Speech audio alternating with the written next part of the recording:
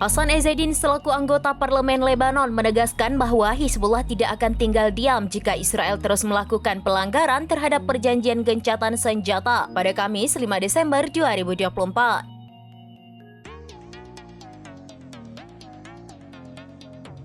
Dalam wawancara dengan Al-Mayadin, Ezzedine menyatakan kesabaran ada batasnya. Ia mendesak komite yang bertanggung jawab untuk memantau penerapan resolusi 1701 agar memenuhi tanggung jawabnya.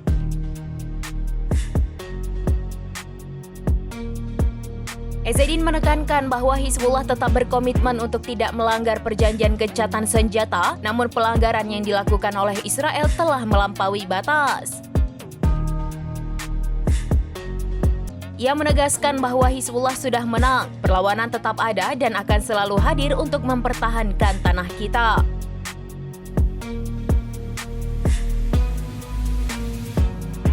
Wakil Kepala Dewan Politik Hizbullah Mahmud Komati mengkritik mekanisme gencatan senjata yang dianggapnya tidak jelas.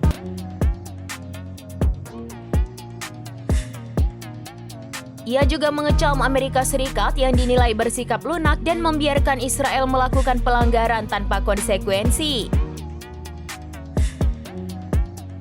Komati pada Rabu 4 Desember 2024 mengatakan kelalaian komite yang mengawasi gencatan senjata adalah sesuatu yang disengaja. Ia menekankan bahwa Israel lah yang sebenarnya membutuhkan gencatan senjata yang efektif. Otoritas Lebanon melaporkan bahwa Israel telah melakukan 18 pelanggaran dalam 2 hari pertama gencatan senjata, dikutip dari Anadolu Agency.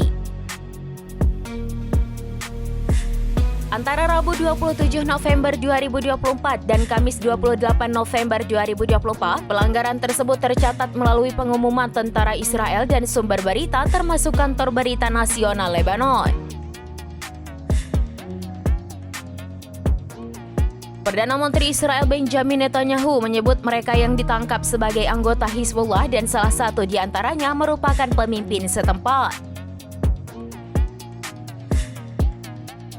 Pelanggaran ini menunjukkan ketegangan yang terus meningkat antara Lebanon dan Israel, serta tantangan dalam menjaga gencatan senjata yang telah disepakati.